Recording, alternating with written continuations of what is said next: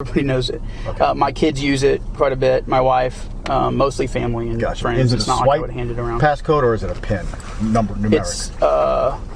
It's a PIN. What's the PIN number for it? Am I required to give that to you? You're not. Okay, I'd rather not. Okay. Yeah. One in the RV, right? Yes. So it is password protected as well. Is that yours? Yes. Who else would have access to that? Same kind of deal. We use it for kids watching movies, browsing online, whatever. Okay. It doesn't get used all that much. But it is password protected? Yes. Just one password or multiple? Well, so it's password protected in the fact that if you log in, I think it'll automatically log you in. Mm-hmm. But if you're, if you go to, it sits idle, it'll lock up sometimes.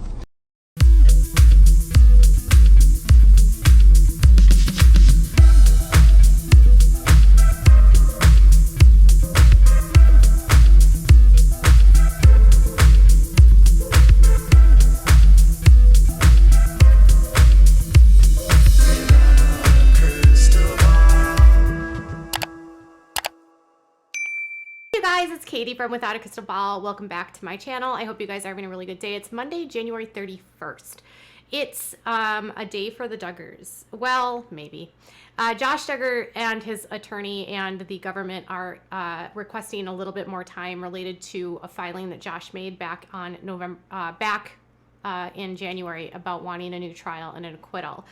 And now the government is seeking an extension so that they can properly address all of the arguments that the defense counsel brought up. So to bring you up to the swing of things, basically Josh Duggar, through his attorneys, asked the court to set aside the guilty verdict. They basically argued that they didn't provide any evidence during the hearing that Josh knowingly had any idea that this content was on his computer. They also claimed that there was no proof that he actually watched it or possessed it or knew that he had it.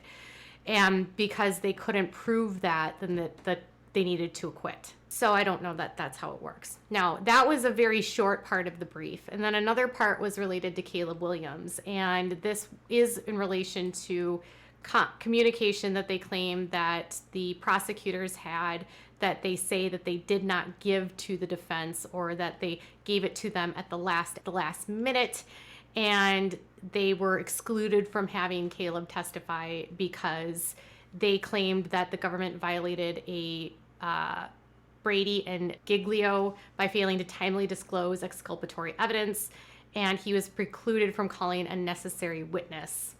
And they violated the Jenks Act, basically by failing to turn over exhibits created by the government's expert witness, James Futrell, in advance of trial, and that he testified about geolocation despite the fact that this constitutes expert testimony that he was unqualified to render, and that was not included in the government's rule of procedures.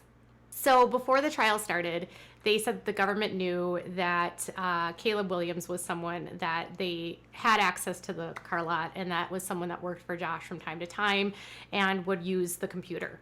And they claim that Mr. Williams sent them an email on the 24th of November, right before the trial, and that he made statements in a email to them which said, I was completely mistaken about being at the wholesale motor cars lot during the time I was in Arkansas between May 8th through May 11th.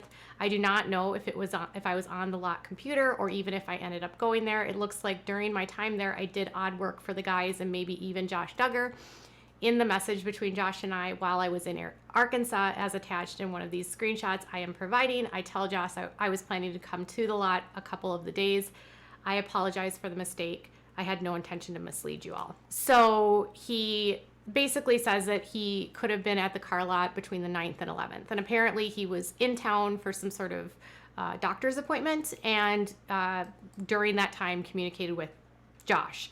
Now, I should be clear that the 9th and the 11th are not the dates that were part of this case. It was the 13th through the 16th. And so I don't know why this again would be relevant, but they're saying that that he knew about passwords, that because he ran some of the kids' social medias, some of the kids had fake accounts, blah, blah, blah. But it doesn't sound like the passwords that he had access to had anything to do with Josh's work. Their argument was that This is what they said when they argued about withholding this evidence. They said, one, these were unsolicited emails. We didn't ask Mr. Williams to send these emails. We got it in the middle of trial. We've been in trial all week and honestly did not review it until Sunday. That's when we met to discuss, okay, this is what we're going to do for the rest of our case. What are they going to do? And okay, they're going to try to call Caleb Williams. Let's look at that email. So they claim that they got the email on November 30th and they didn't look at it until Sunday. They said that they appeared to, they reviewed the email last night and they said that the answer appears to be non-responsive to the question posed by the court. The entire prosecution team may not have reviewed the email until Sunday night, but the question remains when Mr. Clayman reviewed it and why he sat on it for 5 full days and the vast majority of the prosecution's case in chief. They also said, and okay, are they going to try to call Caleb Williams? Let's look at that email. Seems to suggest that the prosecutors chose not to pay attention to that email until Sunday evening, not that they had not reviewed it. So they're making the claim that they are lying about when they reviewed the email, which is a big assumption. So long story short, they basically think that they didn't disclose this stuff and they sat on exculpatory evidence, which really isn't anything it doesn't prove Josh's innocence at all. It just proves that Caleb was at the lot a couple days before and worked for Josh and had relationships with the Duggars, which literally no one's denying. So they're also going to argue about James Futrell and that he isn't qualified to talk about geotags on pictures, which is ridiculous because he is like the expert witness. But this is, again, a small little detail that they're going to try to pick at to see if the judge will actually listen. But let's be clear that the judge already ruled against their attempts to admit all of this information. They discussed this in chambers, and the judge agreed with the prosecution.